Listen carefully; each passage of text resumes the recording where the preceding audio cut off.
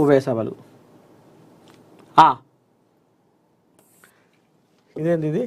Traffic జామ్లో చిక్కుకుంటే toll ఎందుకు కట్టాలి? ఎన్హెచ్ఏఐకి సుప్రీంకోర్టు ప్రశ్న. టోల్ వసూలును సమర్థించలేమని వ్యాఖ్య. అంతకుముందు ఆ హైవేపై నెలపాటు టోల్ వసూలు చేయొద్దన్న కేరళ హైకోర్టు. చూద్దాం ఇది ఏందో.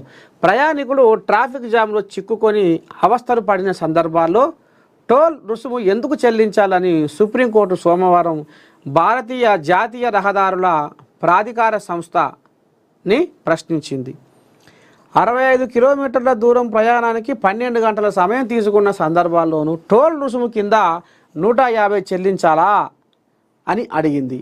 రోడ్డు సరిగ్గా లేకపోవడంతో కేరళలోని త్రిశూర్ జిల్లా పలియక్కర టోల్ ప్లాజా వద్ద 4 వారాల పాటు రుసుము వసూలు చేయకూడదని ఈ నెల 6న కేరళ హైకోర్టు ఆదేశాలు ఇచ్చింది. రోడ్డు పనులు జరుగుతుండడంతో 554 నెంబరు జాతీయ రహదారిలో ఎడపల్లి మన్నుతి మధ్య ప్రయాణం దారుణంగా మారింది.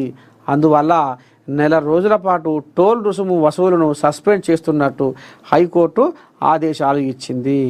దీన్ని సవాలు చేస్తూ దాఖలైన అప్పీలుపై ప్రధాన న్యాయమూర్తి justice B R Gavai, justice K Vinod Chandran, justice N V. అంజారియాల ధర్మాసనం విచారణ చేపట్టింది. గంట ప్రయాణానికి అదనంగా 11 గంటలు తీసుకుంటే టోల్ రుసుము ఎందుకు చెల్లించాలని జస్టిస్ గవాయ్ ప్రశ్నించారు. ఎన్హెచ్ఏఐ తరపున సొలిసిటర్ జనరల్ తుషార్ మెహతా వాదిస్తూ లారీ ప్రమాదానికి గురైన కారణంగా ట్రాఫిక్ జామ్ ఏర్పడిందని, ఆ ప్రమాదం దైవఘటన అని చెప్పారు. ఇందుకు జస్టిస్ వినోద్ చంద్రన్ అంగీకరించలేదు.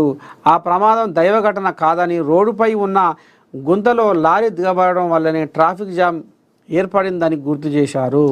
14 గంటల ట్రాఫిక్ జామ్లో కూడా టోల్ వసూలు ఏ రకంగానూ సమర్థించలేమన్నారు.